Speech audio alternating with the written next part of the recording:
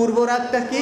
পূর্বরাগ হঠাৎ একটা ছেলের সাথে একটা মেয়ের দেখা, কে তুমি নন্দিনী, আগে তো দেখিনি, চলেছো এই পথে রূপেরই গরবিনী, চিনে নিতে যদি চাও একটু থামো না, সামনে যা দেখি জানি না তো কি আসল কি নকল শোনা, তাই না? জীবনে কি পাবো না, এটা তো হঠাৎ দেখার পরে মনে যে প্রেমটা জাগে, এটা তো পূর্বরাগ। তারপরে প্রেম হয়ে যাওয়ার পরে একটু মাঝে মাঝে বিভিন্ন জায়গায় কথা বলতে ইচ্ছা করে, তাই না? কলিযুগের কৃষ্ণ রাধা, কৃষ্ণ করলে হয় লীলা, আমরা করলে হয় বেলা, কলিযুগের কৃষ্ণ রাধা পাগলু ডান্স, তাই না? এটা হচ্ছে কি? এটা হচ্ছে অবশ্যই অভিশাপ। আর বিরহটা কি? আমারও পরানো যাহা চাই তুমি তাই, আমি জেনে শুনে বিষ করেছি প্রাণ, এটা হচ্ছে বিরহ। ছোট্ট একটা বিষয় বলে আমার আলোচনার শেষের দিকে যাব, সেটা হচ্ছে যে রবীন্দ্রনাথ এবং নজরুল দুজনের ভিতরেই একটি পারম্পর্য ছিল বিশ্বাসের দিক থেকে, এবং যে 7টি বিষয়কে উল্লেখ করে এই প্রবন্ধ উপস্থাপিত হয়েছে, তার প্রথম যে বিষয়টি যে ধর্মবিশ্বাস, যে মহর্ষি দেবেন্দ্রনাথ ঠাকুর, প্রিন্স দ্বারকানাথ ঠাকুর, রাজা রামমোহন রায় এবং অক্ষয় কুমার মৈত্র প্রবর্তিত ব্রাহ্ম ধর্ম অনুসারে এক ব্রহ্মা দ্বিতীয় নাস্তি মে, একমাত্র ব্রহ্মাই আছে আর কেউ নেই, এই একেশ্বরবাদী চেতনা ধারণ করে রবীন্দ্র পরিবারে যে ব্রাহ্ম ধর্ম প্রবর্তিত হয়েছিল, রবীন্দ্রনাথ ঠাকুর এই ব্রাহ্ম ধর্মের অনুসারী ছিলেন। সেক্ষেত্রে তিনি একেশ্বরবাদী ছিলেন। ব্রাহ্ম ধর্মের যে থিম সং, নয়নে তোমারে পায় না দেখিতে রয়েছ নয়নে নয়নে, আচ্ছা নয়ন তোমাকে দেখতে পায় না কিন্তু তুমি সর্বত্র বিরাজমান, এই গানটি রবীন্দ্রনাথ ঠাকুর 23 বছর বয়সে হায়দ্রাবাদে রচনা করে এই ব্রহ্ম সভায় শুনিয়েছিলেন। রবীন্দ্রনাথ ঠাকুরের বাবা বলেছিলেন যে এই গান যদি ইংরেজ সরকার বা সরকার বাহাদুর শুনতেন তাহলে আমাদের রবিকে অবশ্যই পুরস্কৃত করতেন, কিন্তু সেই সুযোগ যেহেতু নেই সেজন্য আমি তাকে তাৎক্ষণিকভাবে 500 টাকা পুরস্কৃত করলাম, এবং বললেন আমাদের রবি কবিও বটে, সে কবিতাও লেখে। অতএব রবীন্দ্রনাথের ধর্মবিশ্বাস কিন্তু একেশ্বরবাদী, এবং কাজী নজরুল ইসলাম তাওহীদে বিশ্বাসী ছিলেন।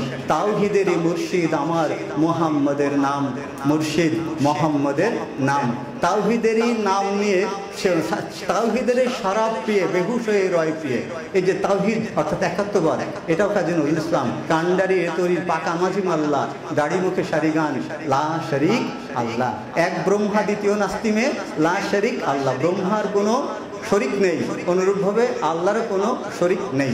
আমরা আর একটা বিষয় রয়েছে যেটা হচ্ছে বৈষ্ণব দর্শন। বৈষ্ণব দর্শন যদি প্রাবন্ধিক একটি বিষয় উপস্থিত করতে পারত তাহলে ভালো হতো। সেটা হচ্ছে কি? সেটা হচ্ছে পূর্বরাগ, অনুরাগ, বিরহ, পূর্বরাগ, অনুরাগ, অভিসার এবং বিরহ। পূর্বরাগটা কি?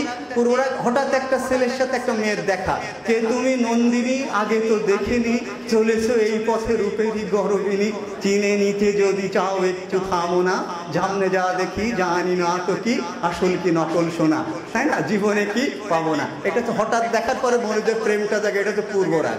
তারপরে প্রেম হয়ে যাওয়ার পরে একটু মাঝে মাঝে বিভিন্ন জায়গায় কথা বলতে ইচ্ছা করে, তাই না? কলিযুগের কৃষ্ণ রাধা, কৃষ্ণ করলে হয় লীলা, আমরা করলে হয় বেলা, কলিযুগের কৃষ্ণ রাধা পাগলু ডান্স, তাই না?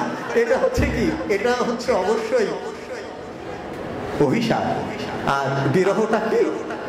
আমারও পরানো যাহা চাই তুমি তাই, আমি জেনে শুনে বিষ করেছি প্রাণ, এটা হচ্ছে বিরহ। তো এই বৈষ্ণব পদাবলী পূর্বরাগ, অনুরাগ এবং বিরহ। মরণ রে তুহ মম শ্যাম ও সমান, হে মরণ তুমি আমার শ্যামের মতো, এসো। রাধা যেভাবে কৃষ্ণকে আলিঙ্গন করেছে আমি মৃত্যুকেও সেভাবে আলিঙ্গন করে নেব। অনুরূপভাবে কাজী নজরুল ইসলামের অনেক গানে এই বৈষ্ণব পদাবলীর কথা বলা আছে। ব্রজগোপী খেলে হরি, খেলে আনন্দ নবঘন প্রেম সুন্দর। অনুরূপভাবে আজ রঙে রঙে খেলে হরি, এই ধরনের কথাও কিন্তু কাজী নজরুল ইসলাম বলেছেন। বাউল দর্শনের উপরে গভীর প্রভাব প্রাবন্ধিক বলেছেন। এটাই আমার শেষ কথা। এবং বাউল দর্শন রবীন্দ্রনাথকে গভীরভাবে প্রভাবিত করেছিল, এবং গীতাঞ্জলির অধিকাংশ কবিতা কিন্তু বাউল দর্শন দ্বারা প্রভাবিত। বাউল দর্শনের মধ্যে যে গানগুলো আমাদেরকে আকৃষ্ট করে, আমাদের জাতীয় সঙ্গীত, এটাও কিন্তু বাউল দর্শন থেকে নেওয়া হয়েছে। সেটা বাউল দর্শনটা কেমন? যে একটা মানে গগন হর করা যাচ্ছিলেন গান গাতে গেতে, আমি কোথায় পাবো তারে আমার মনের মানুষ জেরে। রবীন্দ্রনাথ এই সুরটা নিয়ে রচনা করলেন। আমার সোনার বাংলা আমি তোমায় ভালোবাসি।